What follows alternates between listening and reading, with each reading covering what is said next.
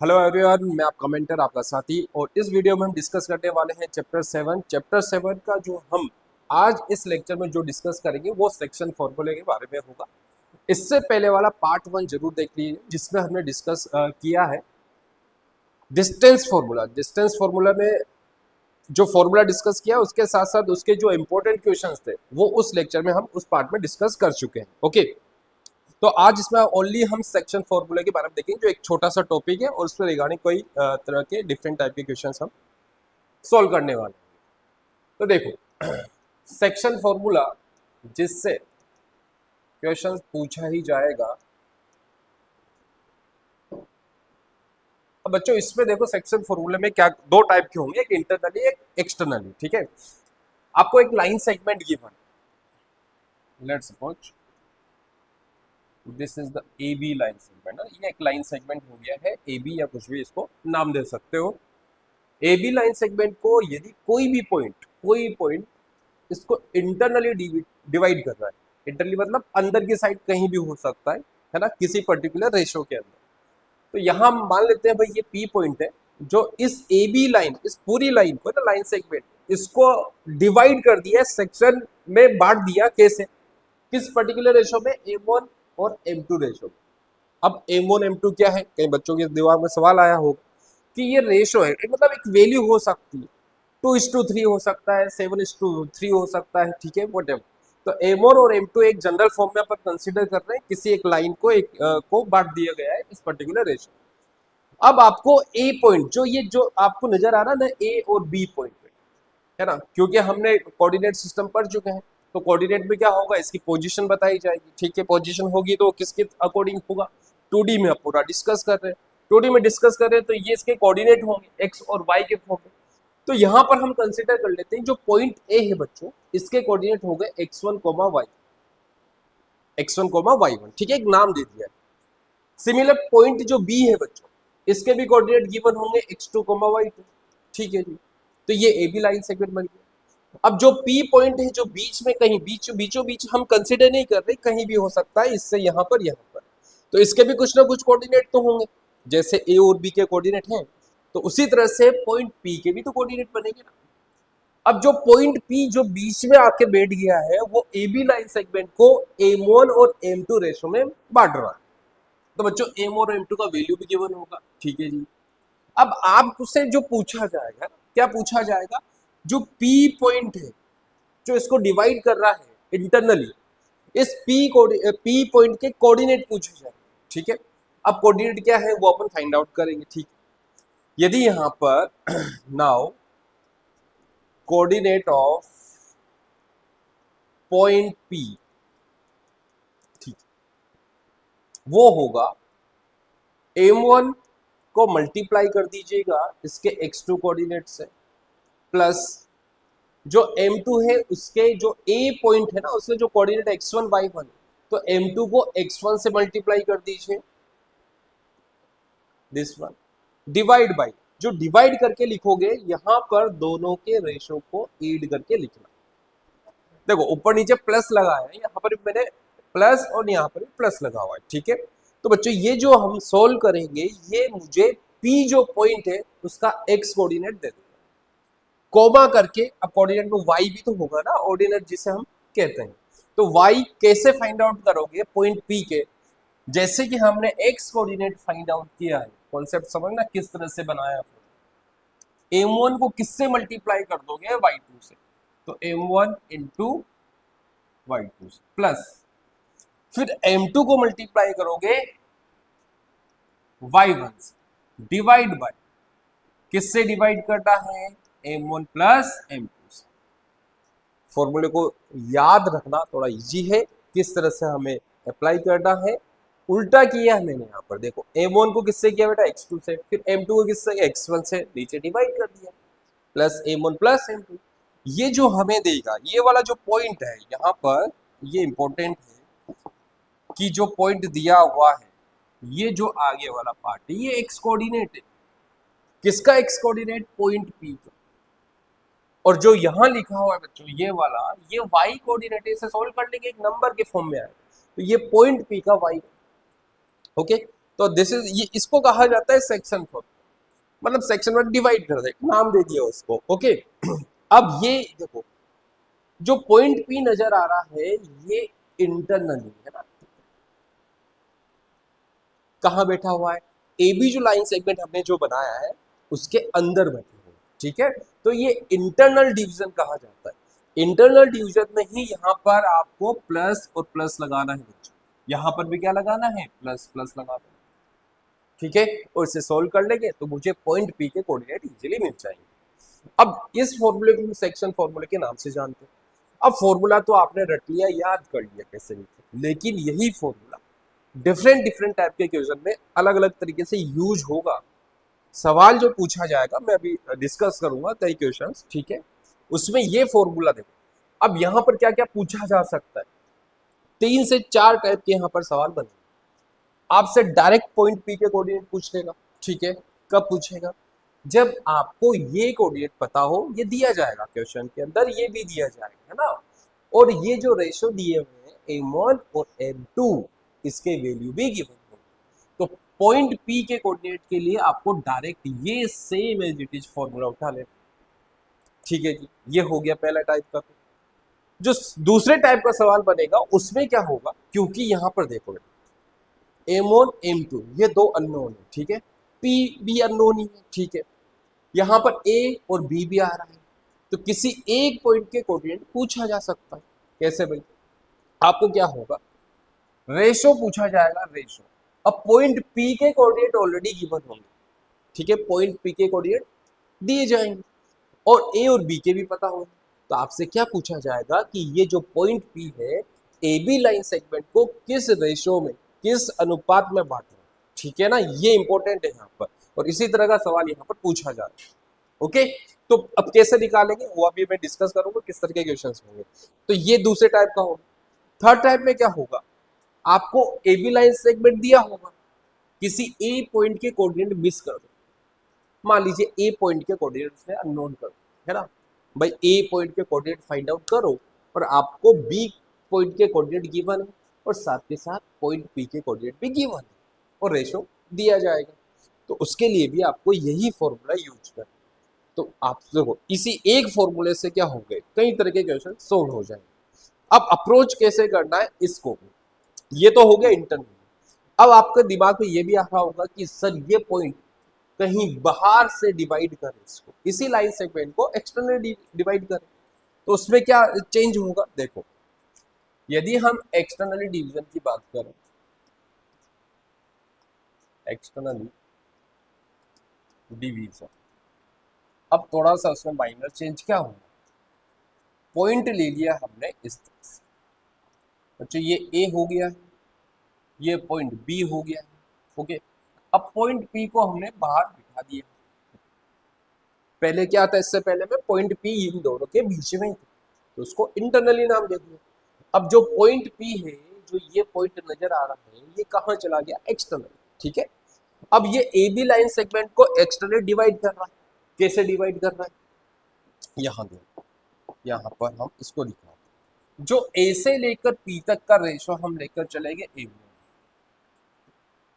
है थोड़ा ऑब्जर्व करना इस चीज को। जो हमने इंटरनली डिवीजन देखा था उसमें यही था, ए और पी का जो डिवाइड हुआ था वो m1 में बढ़ गया था और बी से पी तक जो डिवाइड हुआ था वो m2 रेशो में बटा हुआ था। तो साथ के साथ यहाँ पर वही चीज हमने लेकर चल रहे हैं भाई, ए से पी तक की जो रेशो होगा, जो किस में बांटा गया, m1, उसी तरह से बी से पी तक कितना होगा, m2 होगा बच्चों, ओके।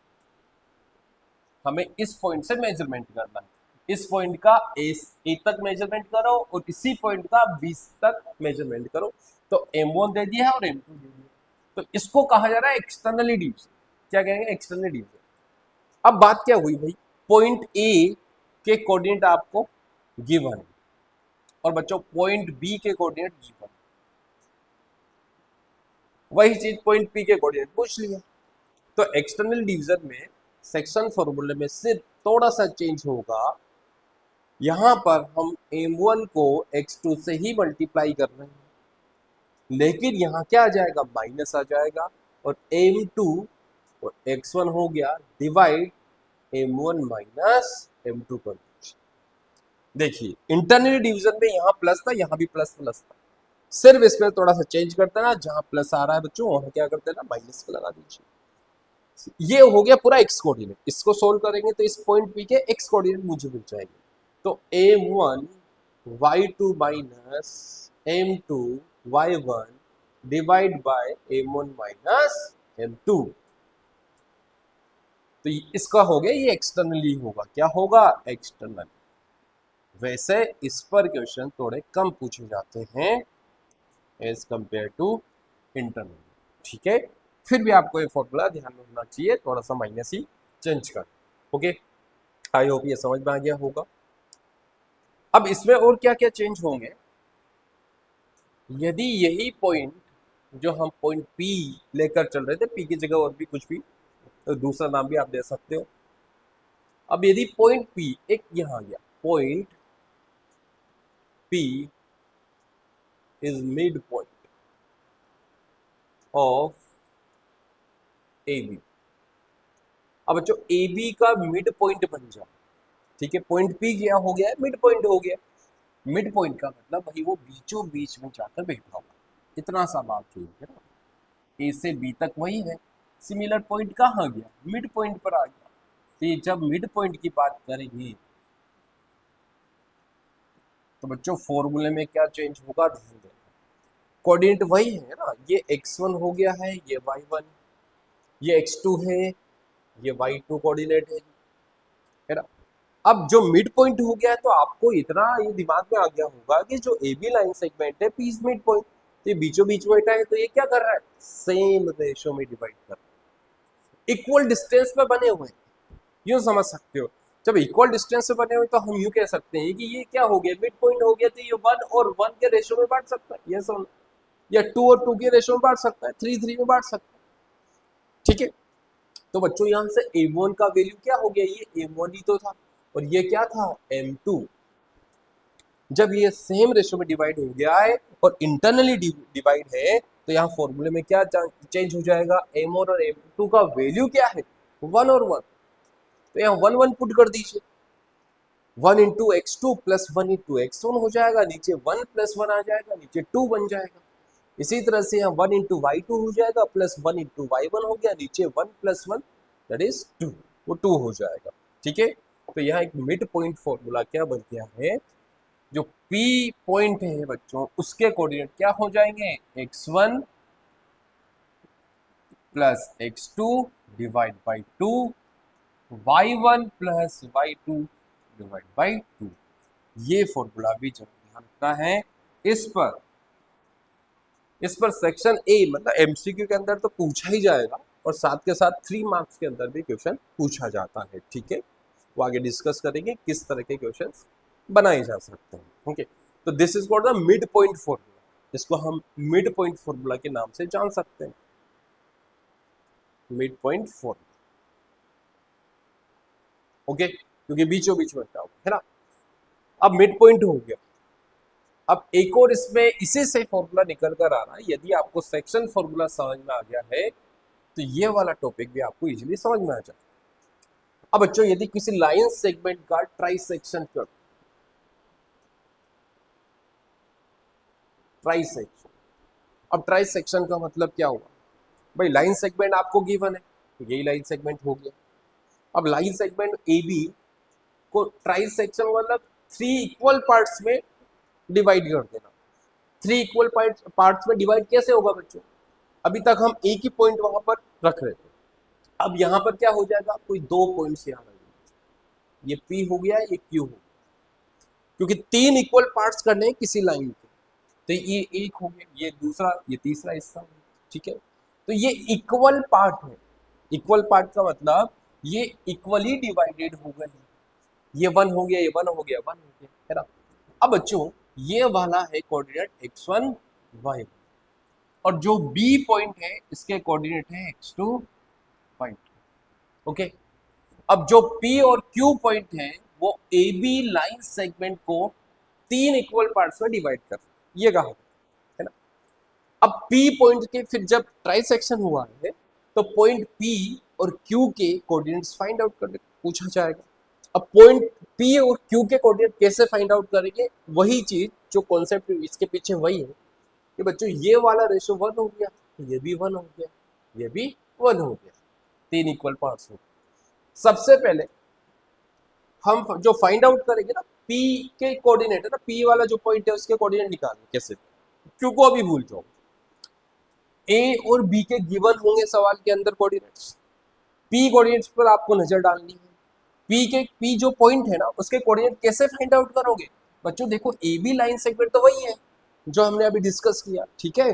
तो ए बी लाइन सेगमेंट को P किस रेशो में डिवाइड कर रहा है ये समझ लो।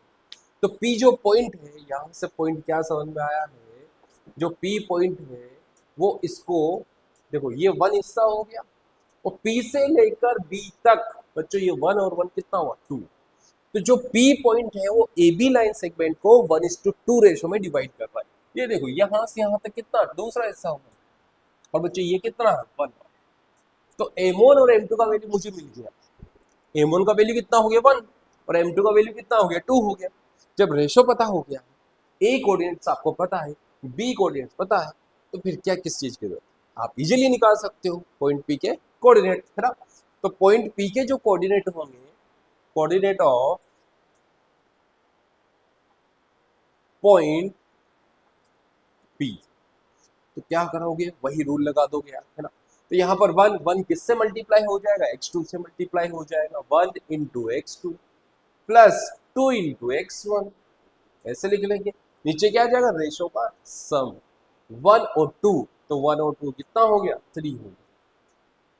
ओके, सिमिलर वही 1 को किससे मल्टीप्लाई करोगे, 1 इंटू y2 कर दोगे प्लस 2 इंटू y1 कर दीजिए डिवाइड बाई 3 हो गया। 3 कैसे आया नीचे, 1 प्लस 2 किया बच्चों, है ना। यहाँ पर 1 प्लस 2 कितना हो गया 3 हो गया, 3 हो गया। वही फॉर्मूला यूज कर रहा हूँ, कोई नया फॉर्मूला यूज नहीं किया। तो इसको हम फाइनली क्या लिख लेंगे, x1 इसको पहले लिख लो और x2 को बाद में लिख लो बाई 3, इसको 2y1 लिख लीजिए प्लस y2 कर लीजिए बाई 3, है ना। आगे पीछे लिखा जा सकता है, सब है, कोई फर्क नहीं पड़ेगा, 2y1 प्लस y2 हो जाएगा डिवाइड बाई 3। ये ट्राई सेक्शन में होगा तब जाकर यूज करेंगे। इसी तरह से आपको पॉइंट Q के कोऑर्डिनेट्स निकालना पड़ेगा। अब पॉइंट Q के कोऑर्डिनेट कैसे फाइंड आउट करोगे, point Q A B line segment को किस रेशो में बांट रहा है, तो जो पॉइंट Q है बच्चों ए बी को किस रेशो में डिवाइड कर रहा है, ये कितना हो गया 1 और 1 2 हो गया और रिमेनिंग कितना बच गया 1 बच गया। तो बच्चों पॉइंट Q 2:1 में डिवाइड कर रहा है ना। तो इस रेशो को यूज करके इजीली निकाल सकते हैं। आई होप ये समझ में आ गया होगा, इस रेशो में बांटा गया, है ना। तो इन्हीं 3-4 टाइप के फॉर्मूले हैं, यही घूम फिर कर यूज होने वाले हैं इस पूरे चैप्टर के अंदर, ठीक है।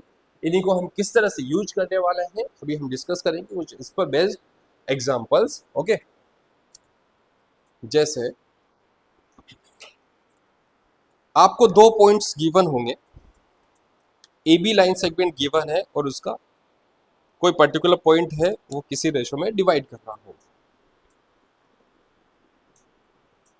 जैसे यहां पर मैं डायरेक्ट लिख रहा हूं ए और बी, है ना, 2 कोऑर्डिनेट्स ले लिए ए और बी, और इसके कोऑर्डिनेट है बच्चों 2,3 और पॉइंट बी के कोऑर्डिनेट आपको गिवन है 7,8 और एक पॉइंट है पी जो इसको 2:3 रेशो में डिवाइड कर रहा है। पहले अपन सिंपल टाइप का सवाल लेंगे, इसके बाद अपन आगे बढ़ेंगे कौन कौन से क्वेश्चंस बन सकते हैं। अब इसमें पॉइंट है ना, पूछा क्या है, find coordinate of point P. Question का मतलब समझ में आ गया होगा कि A B line segment given है, ए और बी के कोऑर्डिनेट गिवन है और ए बी लाइन सेगमेंट को पॉइंट पी इंटरनली डिवाइड कर रहा है किस रेशो में 2:3 में। अब 2:3 में डिवाइड कर रहा है तो हमें पॉइंट पी के कोऑर्डिनेट फाइंड आउट करना।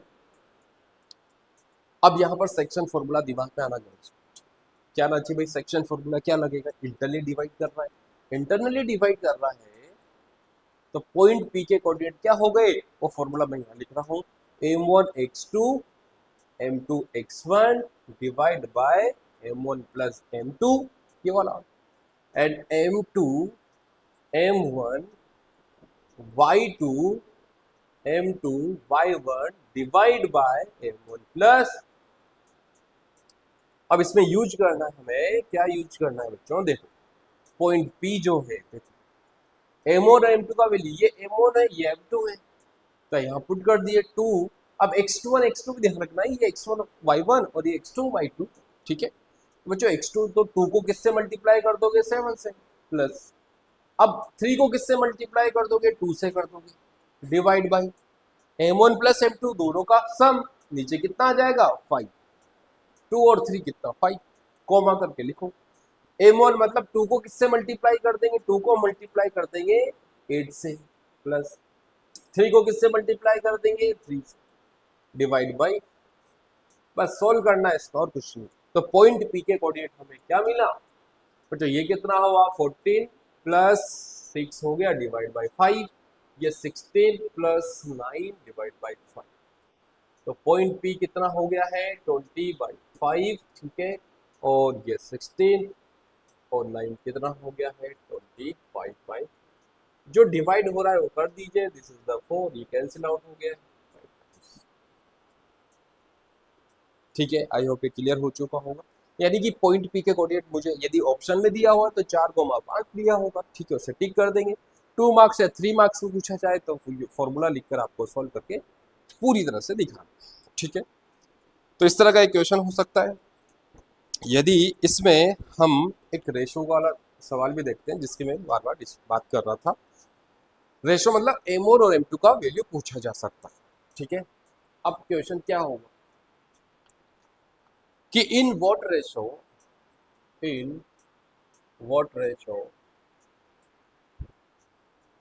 is the line segment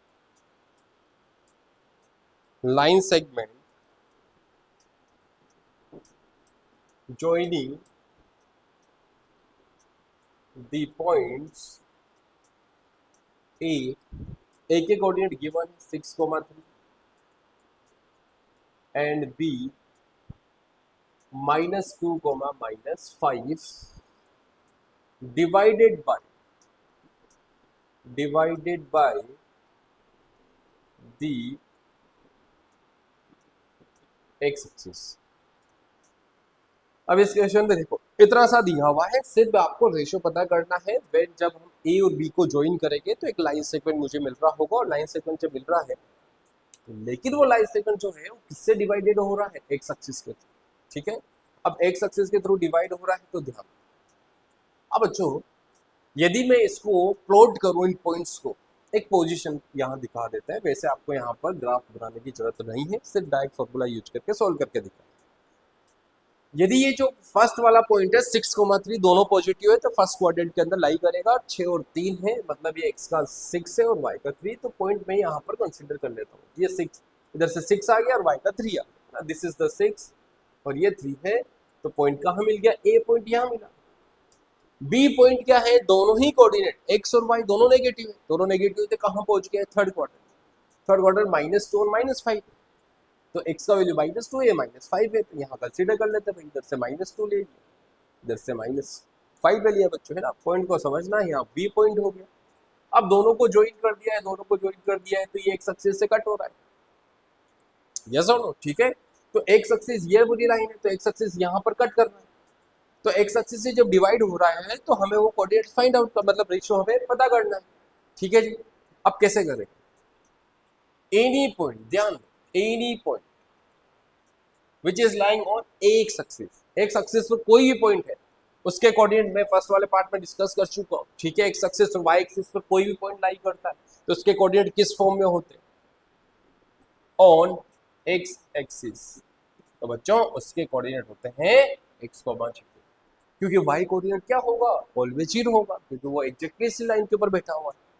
अब y कोऑर्डिनेट 0 हो गया, x का कुछ ना कुछ होगा, x हमें नहीं पता किस कहां से कट करते निकल रहा है, ठीक है जी। अब a और b जो पॉइंट है, अब हमें इसको m1 m2 रेशो में इसको बांट लो, इधर m2 दे दो, ठीक है, ab है तो m1 इधर दे दो, m2 इधर दे दो। किसी बुक में केस 2 1 भी कंसीडर कर सकते हैं, लैम्डा इज टू 1 भी अपन मान सकते हैं, कोई फॉर्म से आंसर सेम आएगा, कुछ भी माना जा सकता है। अब यहाँ हमने मान लिया कि ab लाइन सेगमेंट को m1 और m2 रेशो में डिवाइड कर, तो फॉर्मूला वही लगाइए, कोऑर्डिनेट हमें पता है x, 0 है। जो पॉइंट P है, मतलब ये पॉइंट P जो हमने वहां फॉर्मूला में यूज किया था उसी तरह कंसिडर करो कि पॉइंट P क्या कर रहा है, ए बी लाइन सेगमेंट को M और M2 रेशो में डिवाइड कर रहा है, और ये किस एक्सिस पर डिवाइड हो रहा है, एक्स एक्सिस के ऊपर। तो वो पॉइंट क्या हो गया बेटा, ये पॉइंट P के कोऑर्डिनेट क्या हो गए, x, 0। हमने इसको क्या मान लिया, x, 0। ओके, एग्जैक्टली यहाँ पर कोई नंबर नहीं है, ठीक है, वो नंबर कुछ भी हो सकता है, तो x, 0 के फॉर्म में आप कंसिडर करोगे। अब यहाँ सेक्शन फॉर्मूला यूज कर रहे हैं। सेक्शन फॉर्मूला कैसे, क्योंकि आपको ए के कोऑर्डिनेट पता है 6, 3 और बी के कोऑर्डिनेट पता है -2, -5। ये बच्चों ये हो गया x1 y1, कंपेयर करना उससे तभी जाकर समझ में आएगा, ठीक है। कोऑर्डिनेट x2 y2 हो गया, इसको यूज करेंगे। तो m1 को हम किससे मल्टीप्लाई कर देंगे, x2 से, तो ये -2 m1 हो गया, क्योंकि ये देखो ये m1 है, इसका अपोजिट यहाँ -2। m2 को किससे मल्टीप्लाई कर दोगे, 6 से, तो 6 m2 हो गया, डिवाइड बाय नीचे क्या आएगा, रेशो का सम, कोमा। इसी तरह y कोऑर्डिनेट निकालो, y क्या होगा, m1 को किससे मल्टीप्लाई करेंगे, -5 m1 हो गया, मल्टीप्लाई करोगे m1 को -5 से तो माइनस का 5 m1 लिख लेंगे, ठीक है, प्लस इसी तरह से m2 को किससे मल्टीप्लाई करो, 3 से, तो यहाँ पर 3 m2 हो जाएगा, डिवाइड बाय नीचे क्या आ जाएगा बच्चों, दोनों का सम। आई होप ये फॉर्मूला यूज करना आ गया होगा। अब यहाँ पर हम भाई ये दो कोऑर्डिनेट्स, ठीक है, इधर भी कुछ कोऑर्डिनेट के वैल्यू लिखा हुआ है, इधर भी कुछ लिखा हुआ है। जब दोनों कोऑर्डिनेट इक्वल गिवन हो, क्या बोला मैंने, दोनों कोऑर्डिनेट इक्वल ही हैं, तो इक्वल कब होगा, बैलेंस कब होगा, जब मुझे यहाँ पर जो एक्स कोऑर्डिनेट होगा बच्चों, वो इसके एक्स कोऑर्डिनेट के क्या होना चाहिए, इक्वल होना चाहिए, ठीक है। एज वेल एज जो वाई कोऑर्डिनेट है, वाई कोऑर्डिनेट किसके इक्वल होगा, इसके वाई कोऑर्डिनेट के।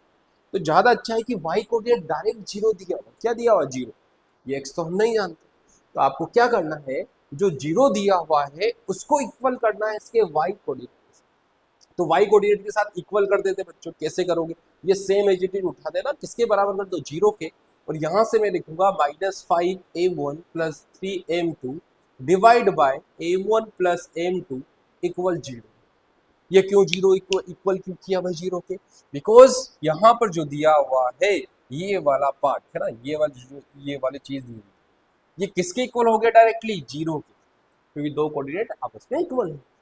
तो बच्चों ये इसको इक्वल करके हम यहाँ से रेशो फाइंड आउट कर लेंगे, कैसे, अब ये इक्वेशन का पार्ट हो गया, क्रॉस मल्टीप्लाई कर दीजिए।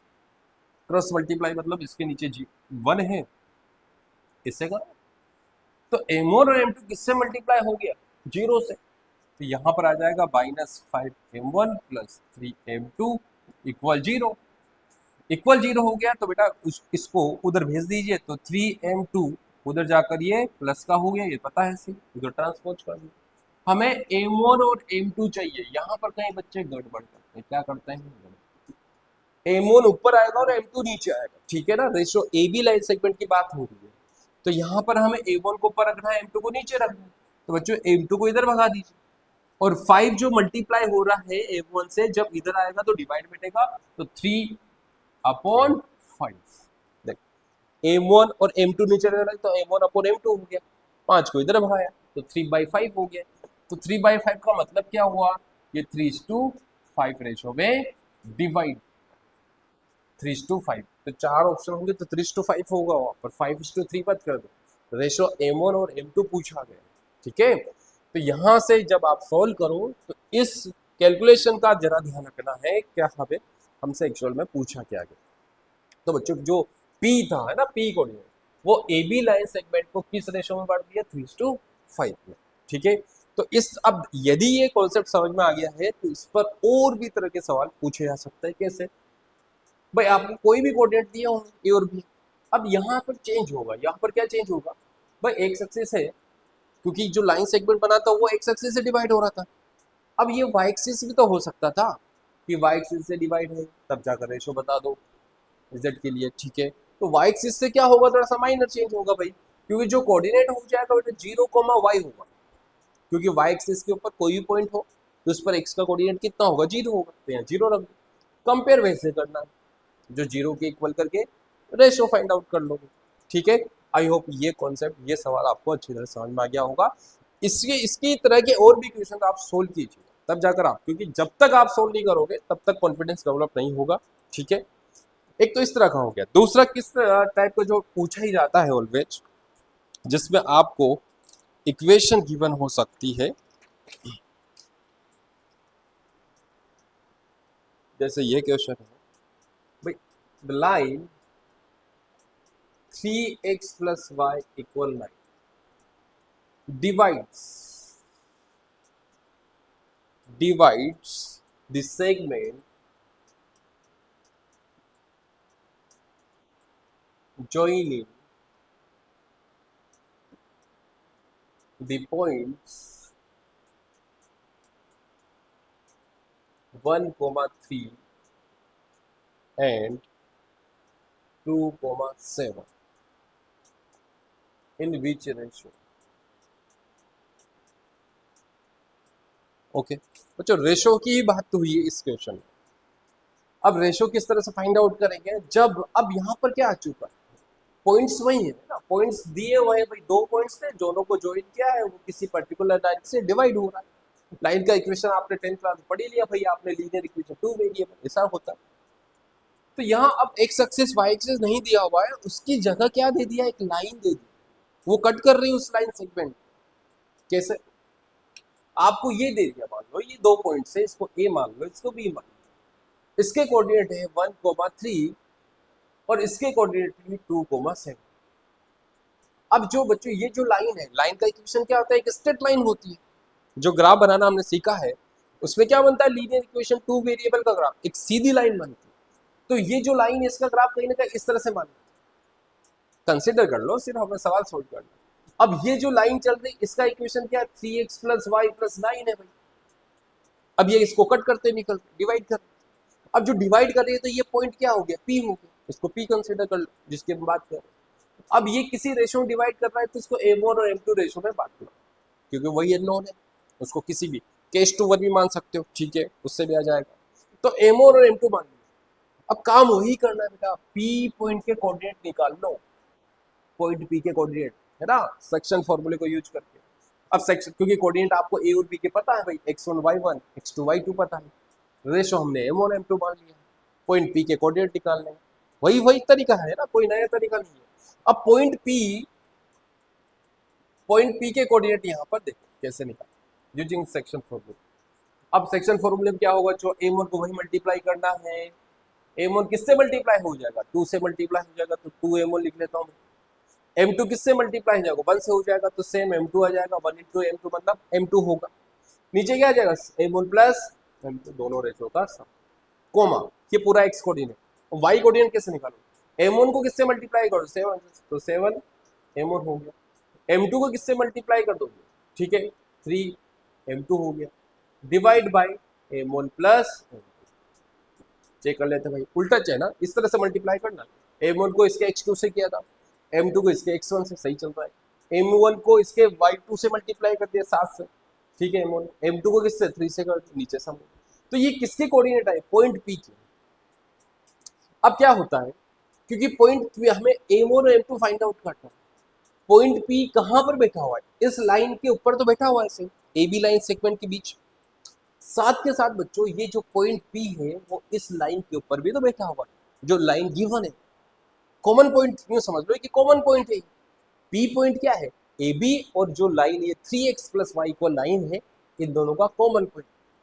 अब कोई भी पॉइंट किसी लाइन के ऊपर बैठा हुआ है ना, लाइन में क्या होता है, इनफाइनाइट पॉइंट होते हैं, कोई भी लाइन होती है तो उसमें इनफाइनाइट पॉइंट्स लाई करते हैं। तो बेटा ये p पॉइंट भी तो इस लाइन के ऊपर बैठा हुआ है, तो डेफिनेटली ये जो पॉइंट है p पॉइंट, इसको सेटिस्फाई करेगा नहीं करेगा, 3x + y = 9 इक्वेशन को सेटिस्फाई करेगा, मतलब ये इसका सॉल्यूशन।